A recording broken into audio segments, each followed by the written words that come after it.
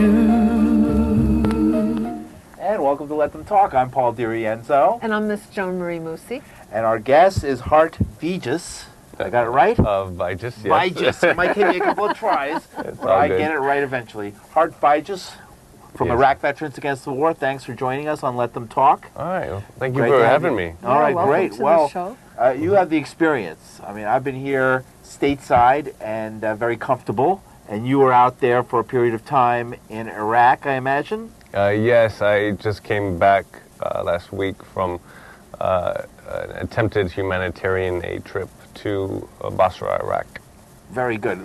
So you're not in the military anymore? Or no, you've been discharged? Conscientious objector, honorable discharge. Oh, okay. Yeah, let's start. I want to tell the story from the beginning because so we can get it for folks. So we'll come to your most recent trip. Let me begin by asking you, you joined the military to go to Iraq to fight for the United States of America at one point in your life? I mean, you felt like doing that? Well, I joined the Army because of September 11th.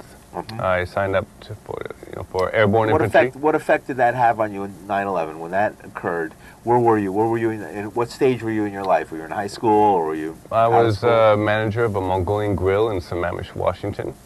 I was doing pretty good for myself, and when 9/11 happened, that really shifted my life. And you felt that you had to do something. Yes, yes. America, your country was under attack, so you joined the Army. Yes, I did. Now that's a pretty strong statement, join the Army. You know, especially to go to war, not just to go for the education or the training or, you know, 'cause you're bored or something like that, but, you know, you're going to go, you're going to be shipped off to actually fight in a place. Yeah, they called us 9/11 babies. Because they must have had a flurry of people joining at that point. Yes. Right.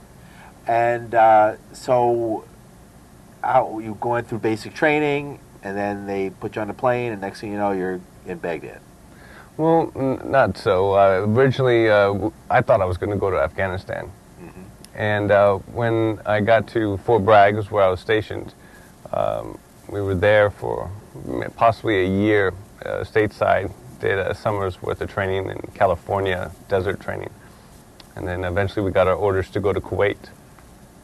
This was, we left Valentine's Day 2003. So you were in the 82nd Airborne, right? Yes, I was. What does that mean? What does the 82nd Airborne do? Well, we were paratroopers. You jump out of airplanes? Yes. Oh my God. Yeah. By yourself? No, about with 100 other guys. But like one parachute per person? Yes, yes. Oh, well, actually two. We had a reserve over. Okay, two parachutes. Just in case. Well, I saw George Bush jump out, the senior, attached to another person. Piggyback. Piggyback. That's the only thing I've seen. No piggybacks. Yeah. No piggybacks. No, you're on your own. Sorry to be funny. I had to be a little bit Oh, it's all right. Yeah, we called ourselves human lawn darts. You know, we hit pretty hard. Human lawn darts. That's interesting. And so, what was it like? I'm sorry to go off because I can't imagine what it must be like the first time you step out of an airplane into the air. Well, I didn't quite exactly step out. I was pushed out.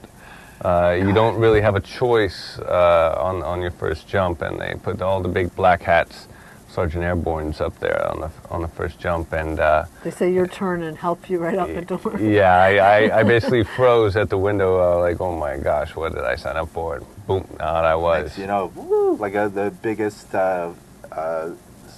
amusement park ride that ever existed. 4 seconds, and then your parachute opens up. Like that, and then it's like, ooh, now I just have to worry about getting shot at. What began to turn you into a person who's on the board of directors of Veterans for Peace? What changes happened that took you from motivated soldier out to, get revenge for an attack on his country to a person who is now going and trying to get into Iraq on a humanitarian mission? Well, when I came home from Iraq, I had a 2-week leave period. And during those 2 weeks, two major things happened in my life. One, I met Alejandra Almué, and she and I developed a relationship that is still going today. And she really instilled in me questioning, gave me another perspective. She's from Peru, and that cultural mix really affected me. And then I saw the Passion of the Christ, and I recognized myself as a Christian, and I knew that there was no possible way for me to be a Christian and in the military at the same time, and I was very conflicted when this happened, and because I didn't know what route to take. So when I went back to my unit, when I went back to my unit, I felt trapped, and I really tried to suppress all my new feelings and emotions, which ended me up in the hospital. I was feeling these chest pains, sharp chest pains, and my left arm was going numb and shortness of breath. I thought I was having heart attacks. Eventually, when I went to go for all my tests, they chalked it up to the protective sac around my heart was being inflamed, so they gave me anti-inflammatory pills and asked me if I was stressed. I said, no, I'm not stressed. But when I got to my unit, when I told my platoon sergeant, Sergeant Stone, that seems to be the name of a platoon sergeant, Sergeant Stone. Yeah, and First Sergeant Boom. Oh. Yeah, we were. Stone. Oh, sorry. Yeah. Sorry for that. Yeah, no worries. It was proper. Anyways, I basically broke down when he asked me if I was stressed. I trusted my platoon sergeant. He was a good man, and he treated me fairly, awesomely. Actually, sat me down and said, war affects us on different ways. Do you want to go talk to the chaplain? So I said, yes. Go to the chaplain. He asked me if I'm a conscious objector. I said, that sounds about right. He says, why don't you think about it? I go and Google it, get all this information. And then the chaplain, my platoon sergeant, and my first sergeant go to bat for me to the sergeant major, just moved me from my mortar platoon to chaplain assistant. And I was chaplain assistant for the last 10 months when I was in the Army. Interesting. So I was looking things up on Wikipedia, different things, and what is it? A mortar platoon? What do they call that? Hunters in the sky. Killers from above. Hunters in the sky. That was your motto. The motto of your. That was a couple of our mottos. Yeah. Yeah. Interesting. And so that was a big jump. You changed from that to a person who became a chaplain, somebody who didn't want to kill anybody anymore. Yeah, it was. Now, what was that like? That experience of working and counseling other people and trying to help other people in their reaction to their job. When I was a chaplain's assistant. A chaplain assistant. Basically, I was just keeping to myself. When I was chaplain assistant, I was just doing my job. I didn't want to make waves, be a troublemaker. I wanted to follow the regulations to the dot. And I was lucky. I was not a trouble paratrooper. I didn't have any Article 15s. I didn't have a negative counseling statement. I had a good reputation. I rode the 50 cal when I was over there on pretty much every day, where other people were rotated out their crew serve gunners and escorted a lot of people. So you did dangerous work all the time without even questioning it. I mean, I imagine riding a 50 caliber is a dangerous job. Yeah, you're the tallest guy on the back of an unarmored truck behind the biggest gun, aka sniper bait. The first person they're going to try and shoot at. Yeah, most likely. But luckily, I made it out without incident. And you missed any IEDs? I mean, I saw so many just on television. So many of those things go off. Yeah, one blew up next to us leaving Baghdad airport. They didn't set it right. Well, I think they said it right, but for them, they said it where it just kind of blew up or back, but it moved the truck a bit, but we didn't get hit. Scared the hell out of us, though. Did you get any commendations or medals or things like that in that period? No. It was pretty much the normal stuff. Yeah, it was the normal stuff. It's amazing. So nothing normal to me about war, so it's interesting hearing about it. Eventually you won this discharge? Yes, honorable discharge. And you came back to America and did you decide to get involved in Iraq Veterans Against the War? How did you get involved in the movement? Well, I was already a member of Veterans for Peace, not really active member. And through that I got an email about a rally march in Fayetteville, North Carolina, which is adjacent to Fort Bragg. And I said, well, I got to go. And this was March 2005. And I get my car, sleep in my car and somewhere in Alabama, and drive again the next day and get to this. And when I get to the rallying point, I have my DCU top on, and Mike Hoffman, one of the founders of IVAW, rushed over to me and grabs me. Hey, I got some people we need to meet. And I just fell in love with everybody that I met, and with all the Veterans for Peace people that I met, and older Vietnam vets, all the Iraq War vets. It was quite an experience. So you found a community where you Oh, really yeah. felt some unity and Yeah. that you had a similar point of view. Family to the day. Yeah, right on. That's excellent. So, what about your activities as a member of Iraq Veterans Against the War? What did you do after that? Well, I'm on the reparations committee. We just attempted our first humanitarian aid trip to Basra, Iraq. So you just returned from Iraq, just briefly. Just Yes, there was a lot of problems. Tell us about Visas were taking a long time. And when we get to the embassy in D.C., they say, well, you're in the system, which later we found out was a lie. Just go to the Kuwait embassy and they'll print it up. We get to the Kuwait embassy and they say that we don't have it, we can't do that. They lied to you back in D.C. Just go to the border and they could issue an emergency visa. We get to the border, they say we can't allow any emergency visas. You have to have your visa.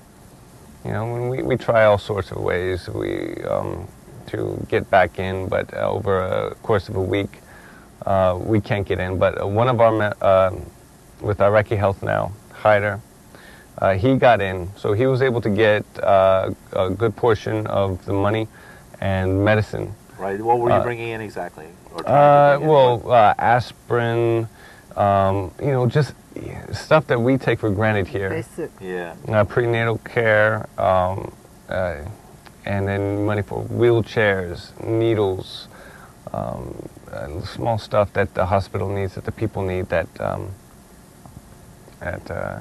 we're trying to get hard to come by. Yeah. So. So why was there so much trouble, do you think, getting in? Do you think they don't want that kind of humanitarian aid to get into Iraq? Or? Well, I think what it is, the borders were once guarded by the province security forces. Now it's the national forces on the borders. And the central Iraq government is now asserting itself as a more powerful thing. And plus, you got to understand, there's probably a lot of mistrust. A bunch of Americans trying to get in, don't have their visas, all in line. It was just what happened. Difficult situation. Did you notice that the events in Egypt and Libya and other places are having an effect there? Or? Oh, yes. Well, in Kuwait, actually, we didn't meet any Kuwaitis. We met Egyptians, Pakistanis, Indians, and they were all for the revolution in Egypt. And it was pretty amazing. It was pretty amazing. We were right there and watching it on Al Jazeera. It seems like the worst nightmare of the U.S. hawks is coming to pass. The U.S. cannot hold its empire for far too long. I mean, the resources is choking us. Whenever you spend 50% of all your tax money on military aid and uphold military forces in 171 other countries, there's only 190 countries on the planet. It's a lot. It only lasts for so long. Just ask any other historian on all the other empires that came before us. Who've done this. Now, do you have plans to do another humanitarian mission? Tell us about that. Well, we're planning on getting our visa line, and we will be returning to Iraq as soon as possible. A fresh load of supplies for people. Yes. We're going to. How do you collect these supplies? Where do you get the donations from? We get donations from, asking for donations. Fundraising. Yeah. I see. And this time you're going to get everything in line before you go? You're going to just make sure you get Yes. Visas first before plane tickets. That's the lesson we learned. Right. And if you want to donate, you can go to ivaw.org. We forgot about that. I'm so interested in your story. No worries. Give folks Iraq Veterans Against the War. Yeah. This is where you can help. This is your part of the show. And find out more about what's going on. So where can people go? ivaw.org. There's a donate button on the webpage, and you can put a note on it, reparations fund, and it will go to our medical supplies that are going to the people in Basra, Iraq, and we're planning to work to go to other places in Iraq. Personally, for myself, I want to go back to Osamawa. I want to go to Fallujah, Baghdad, the places where I've been, and hopefully we can have this, grow, because this is not going to be our last trip to Iraq. We plan on making multiple trips as long as we have breath in our lungs. You were in Fallujah. Were you in Fallujah during the U.S. sweep? No, no. I was in Fallujah. Let's see. We went in March 2003, probably March, April, June. There was no fight to really take Fallujah. The Marines that we relieved it from, I don't think got any static. My Fallujah story, I tell people I was in Fallujah, they go, oh my gosh, but really, we were just outside the town in this like resort place. Of course, it was gutted, no windows, no furniture, and these little huts, but a man-made lake, and our weapon like 30 meters out, and we were all working on our tents, swimming in a lake. That's my Fallujah story. But not all of us were in that position. There was Charlie Company, 1st 325, took a school inside Fallujah, and there was conflict there where people protested, and from what I heard, there was a sniper there attached to Charlie Company. Snipers and mortars, we lived on the same floor. We were always choking each other out, duct taping each other, trying to throw, we're tight, we're brothers like that. Guy stuff. Well, when you came back, you said that there was a crowd protesting, celebratory fire from the Iraqis, and a round landed inside the school. What goes up must come down. And then Charlie Company opened fire on the crowd, killing 15 people. This is what started Fallujah, not the 4 Mercs, Blackwater guys who were hung from a bridge and burned. Yeah, right, famous story. It was a stray round coming down on a military base. On a school that was occupied by the military. Yes. That's what I heard from my friend. You heard it, I'll let him talk. Shortly thereafter, we were moved to Baghdad, where we spent most of our deployment. Basra is hurt pretty bad. Basra was a part of resistance towards Saddam. So what Saddam did was drain all the marshes. It's a marshland down in the south. And which, when he did that, and coupled with the dams in Jordan and Syria, or Turkey and Jordan, up in northern Iraq, has really lowered the water in the marshes, which all of a sudden now the salt water from the Gulf is coming in and is poisoned. Right. So clean water is extremely hard to come by. Just with the war, a lot of the doctors have left.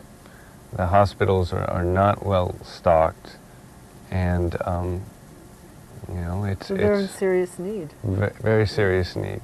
So this is continuing from the days of Saddam Hussein till today. So it hasn't really changed for them, whether it was Saddam or the United States or England or whoever.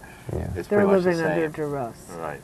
I see. And what is the impact of the war? I mean, are they any better off because the United States went into Iraq? No, I don't. What was the general feeling towards this whole U.S. invasion of Iraq when you were there? I mean, well, was there anybody who said, "Oh, I'm glad you came and got rid of Hussein"? Or? Well, yeah, actually, yes. When we first went in, we got a lot of clapping and yes, Bush, no Saddam. Yes, Bush, no Saddam. They were tired of him. And they did not like him. We're responsible for that. We're the one who put him in there, but that's beside the point. But at the time, they were happy.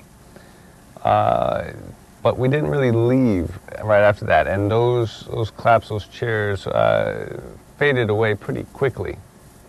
And when we started doing house raids, the mean looks definitely took over.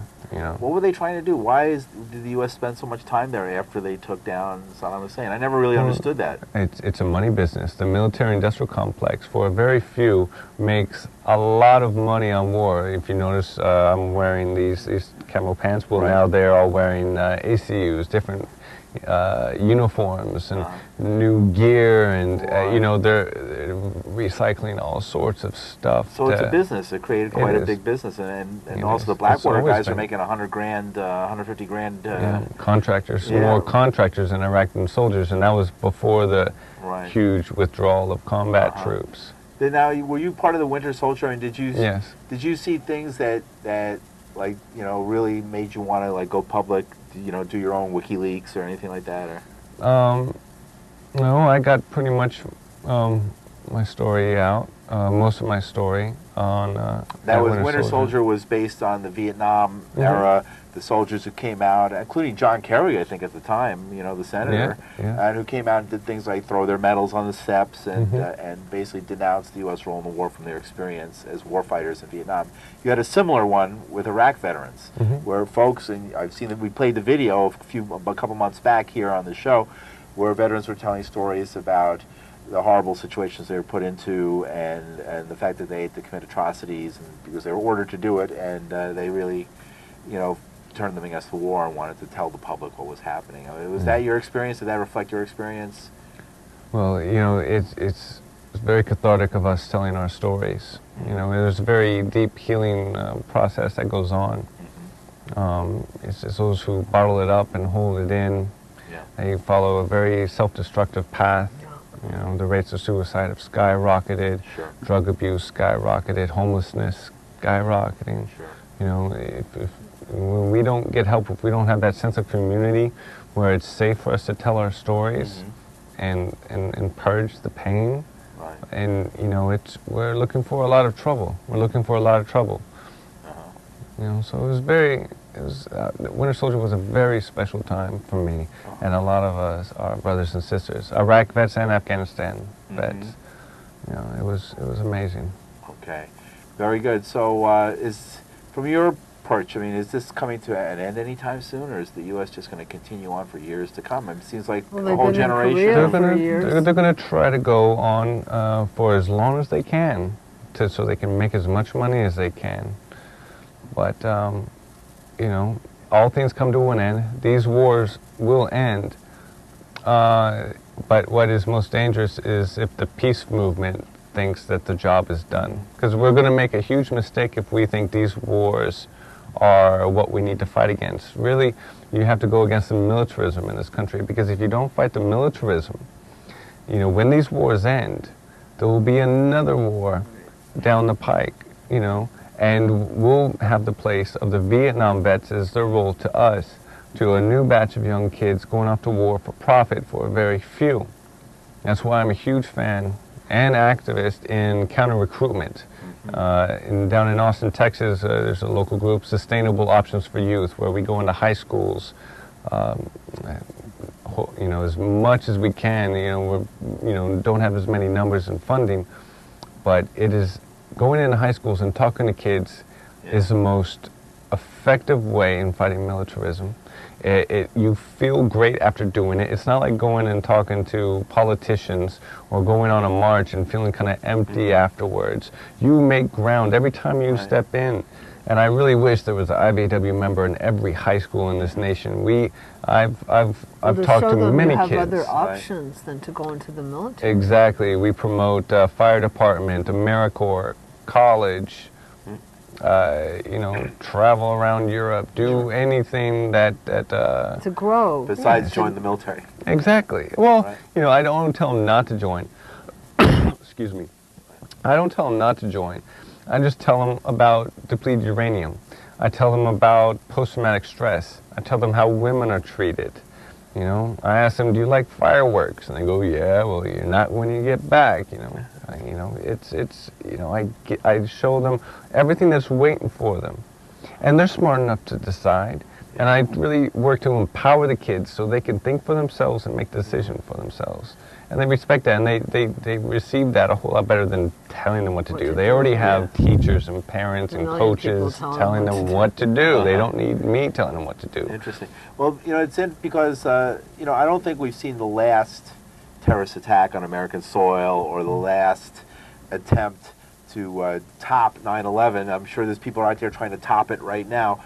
There'll be another crop of young people like yourself who are going to say, I have to go fight for my country right now. What do you say to people when that happens under those circumstances? Well, because you felt it yourself at one point. Well, I find that we can end global poverty if we just reduce our military budget by 8%. global poverty, U.S. and in the slums all over the world.